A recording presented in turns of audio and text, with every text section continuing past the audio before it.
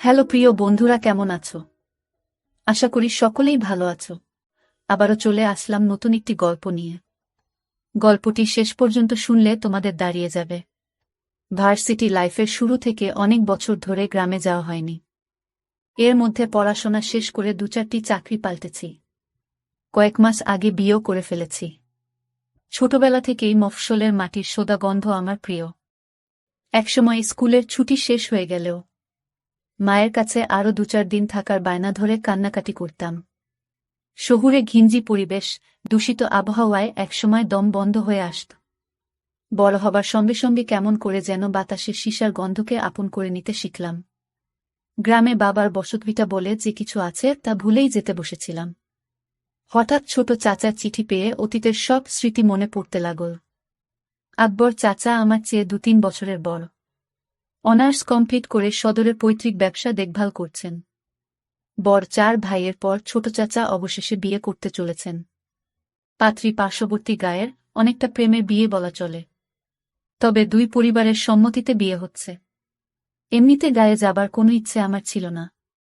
তবে আমাদের দুজনেরই লম্বা একটা ছুটি রয়েছে সামনে। ছুটিতে এদিক ওদিক যাবার প্ল্যান করছিলাম কিছুদিন ধরে। সাদিয়া যেহেতু আমাদের গ্রামের বাড়িতে কখনো যায়নি, ভাবলাম এই সুযোগে দুজনে ঘুরে আসুক ছোটবেলার আবেগের স্থানগুলো থেকে। বাধাছাদা করে বিয়ের ৪ দিন আগে এসি বাসে করে রওনা দিলাম। পরন্তু বিকেলে বাস থেকে নামতেই মফস্বল শহরের পোড়া তেল ও মাটির গন্ধ নাকে এসে ধাক্কা দিল। রিকশা করে ৮ ঘণ্টা পর বাড়ির উঠোনে এসে নামলাম।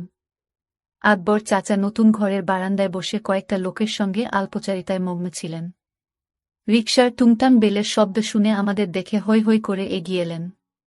ছোট বড় চাচাত ভাই বোন, চাচা চাচিরা এসে ঘরে ভিড় করতে লাগলেন।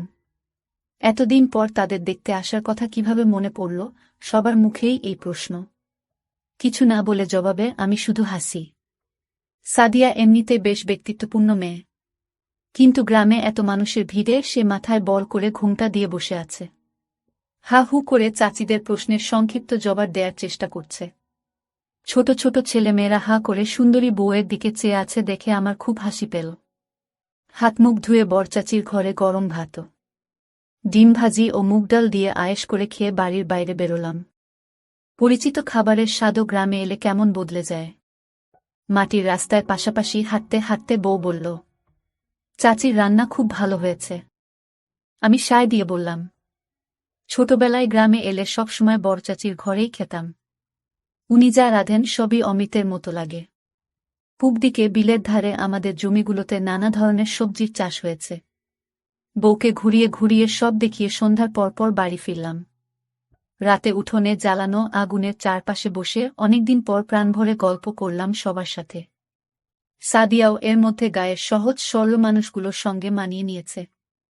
রাতের খাবার খেয়ে 8:30টার দিকে চাচাতো ভাইয়ের দেখিয়ে দেয়া ঘরে এসে ঢুকলাম। বিয়ে উপলক্ষে অনেক মেহমান হাজির হয়েছে।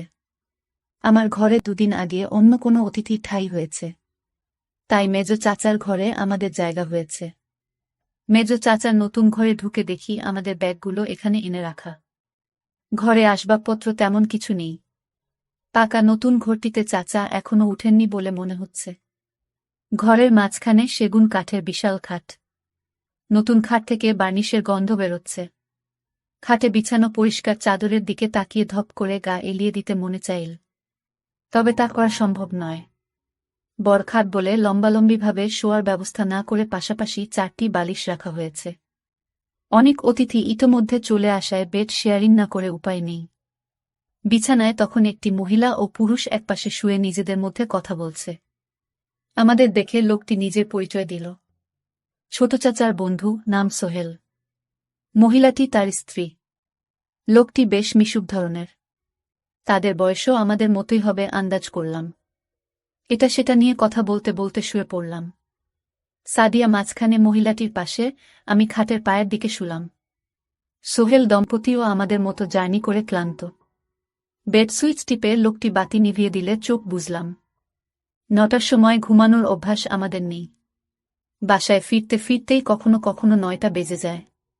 বাইরের ঝিঝি পোকার ডাক আর নতুন পরিবেশে এত তাড়াতাড়ি ঘুম ধরবে বলে মনে হল না। 8 ঘণ্টার মতো শুয়ে থাকার পর শরীরের ম্যাজম্যাজে ভাব কমে এল। না ধরছে ঘুম, না গল্প করা যাচ্ছে বউয়ের সঙ্গে। বিরক্ত হয়ে অন্ধকারে হাত বাড়িয়ে সাদিয়াকে খোঁচা দিলাম জেগে আছে কিনা বোঝার জন্য। আন্দাজ করে ঘাড়ের দিকে হাত বাড়ালাম, কিন্তু নরম কিছু ঠেকল হাতে। সাদিয়া একটু নড়ে উঠল। ক্লান্তিতে সারাদিন বউয়ের সঙ্গে কিছু করার কথা মাথায় আসেনি। হঠাৎ করেই প্রেমিক মন জেগে উঠল। হাত মুঠো করে শুরু করলাম। অন্য হাত রাখতেই সাদিয়া কাত হয়ে আমার দিকে ঘুরে এলো। বালিশে মাথা ঘষতে ঘষতে বামে সরে এলাম। বউয়ের কপালে ঠেকল। গোল করে ঠান্ডা চকাস শব্দে খেলাম। মাথার উপর ঘর ঘুটিয়ে ফ্যান ঘুরছে। আওয়াজ অন্যদের শুনতে পাওয়ার কথা নয়। শেষবার যখন গ্রামে এসেছিলাম তখনও বিদ্যুৎও ছিল না। বছর 4 আগে পল্লী বিদ্যুতের আওতায় মানুষ কৃত্রিম আলো বাতাসের দেখা পায়। কপালের পর নাকের ডগায়। গালের মসৃণ চামড়া হয়ে সাদিয়ার শুষ্ক নরম ভিজিয়ে খেতে শুরু করলাম। খেতে খেতে বউয়ের বাম হাতের জোর বাড়ালাম। বউ নিচ থেকেই এক হাত নামিয়ে সামনেটায় হাত দাতে শুরু করল। কবজির চাপ পড়ায় গিট খুলে আপনা থেকে হটকে গেল। অন্ধকারে 2 আঙুলে খুলতে পারলাম না। নড়াচড়ার ফলে খাট মাঝে মাঝে ক্যাচক্যাচিয়ে উঠছে। অপর পাশে শুয়ে থাকা দম্পতিটিও সম্ভবত দেরি করে ঘুমিয়ে অভ্যস্ত। তারাও এপাশ ওপাশ করে ঘুমানোর চেষ্টা করছে বলে মনে হল। মুখ ছাড়িয়ে পেছনে সরে এসে হাঁটুতে ভর দিয়ে বসলাম। বিছানা থেকে নামতে নামতে ভাই বললেন, বাইরে যাবা? গেলে আসো। খাট থেকে নেমে স্যান্ডেল পায়ে দিয়ে তার পেছন পেছন বাইরে বেরোলাম। গ্রামে এলে আর যাই হোক বেওয়ারিশ স্যান্ডেল পেতে অসুবিধা হয় না। ঘরের পাশে উঠোনের এক কোণে দাঁড়িয়ে চাচার বন্ধুটি সিগারেট ফুঁকছে। আমি কাছে যেতেই গোল্ড লিফের প্যাকেটটি বাড়িয়ে দিল, সঙ্গে লাইটার।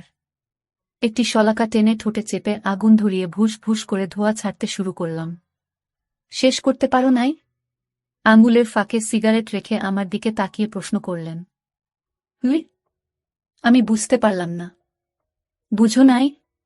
হার্ড হয়েছিল তোমারটা, বলে আমার লুঙ্গির দিকে নির্দেশ করলেন।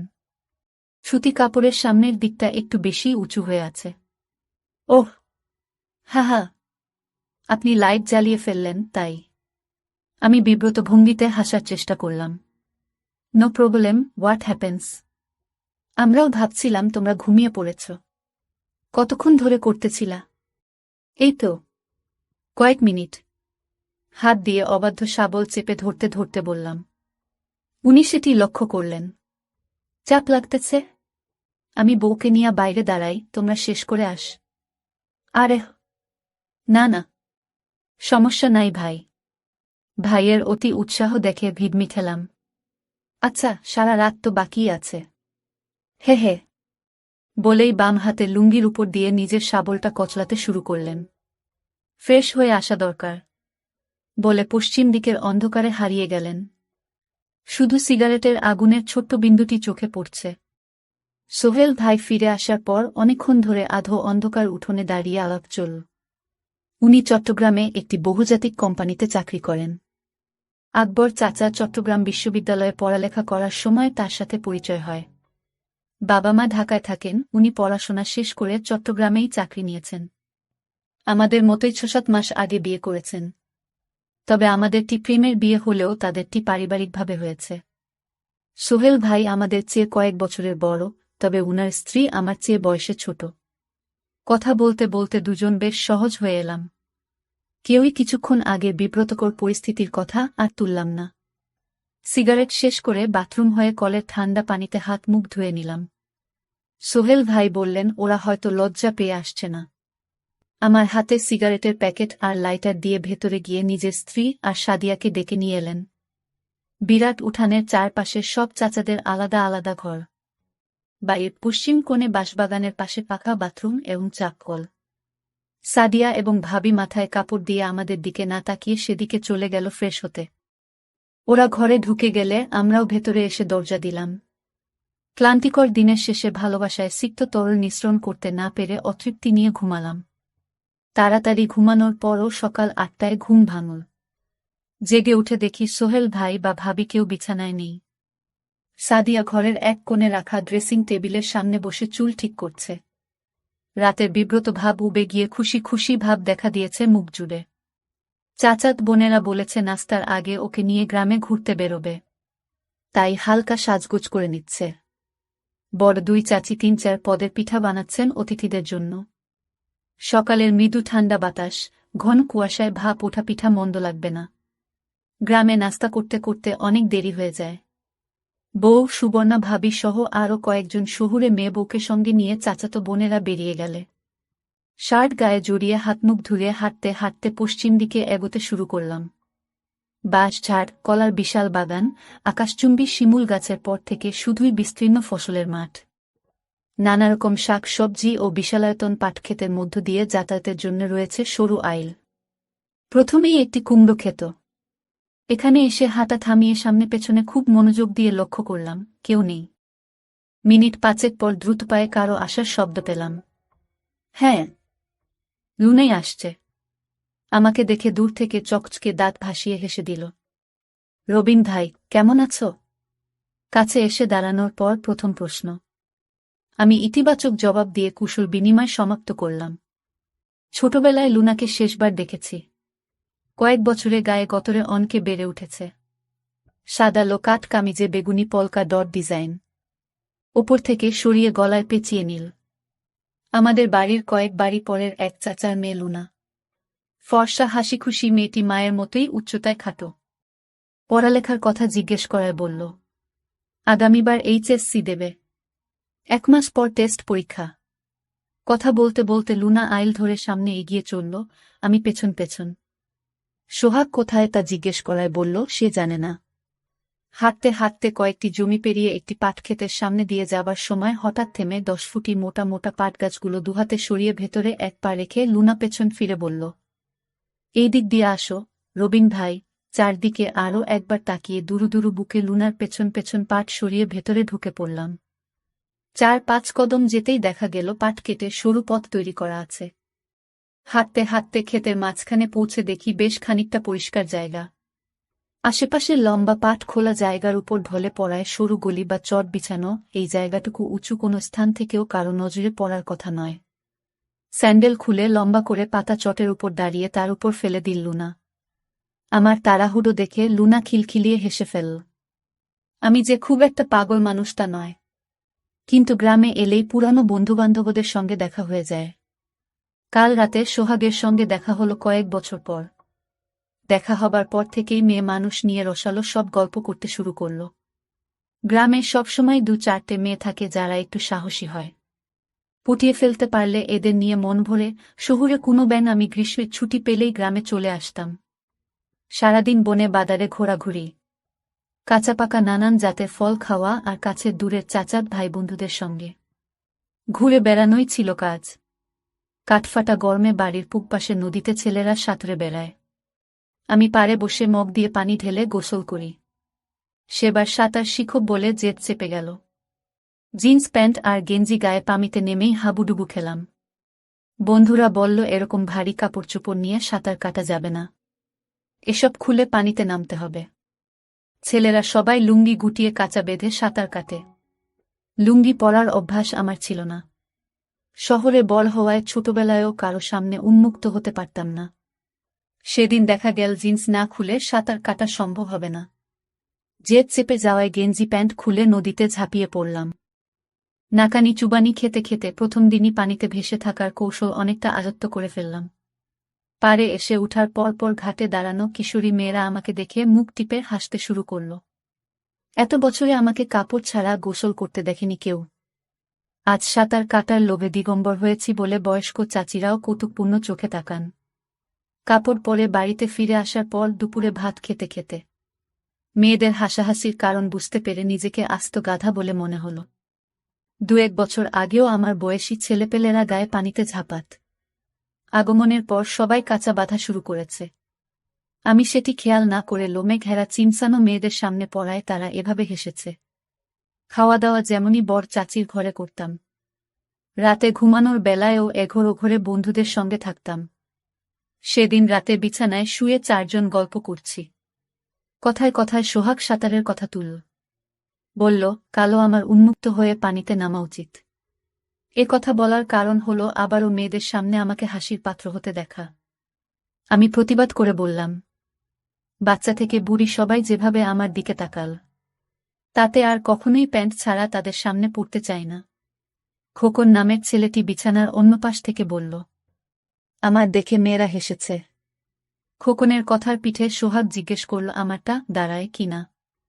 ইতস্তত করে বললাম, মেয়েদের নিয়ে চিন্তাভাবনা করলে লম্বা আর শক্ত হয়। খোকন জানতে চাইল আমি কাজ শুরু করেছি কিনা। প্রথমে ওসব ব্যাপারে কথা বলতে চাইছিলাম না, কিন্তু ওদের জোড়াজুড়িতে মাঝে মাঝে হাতের কাজ করার কথা বললাম।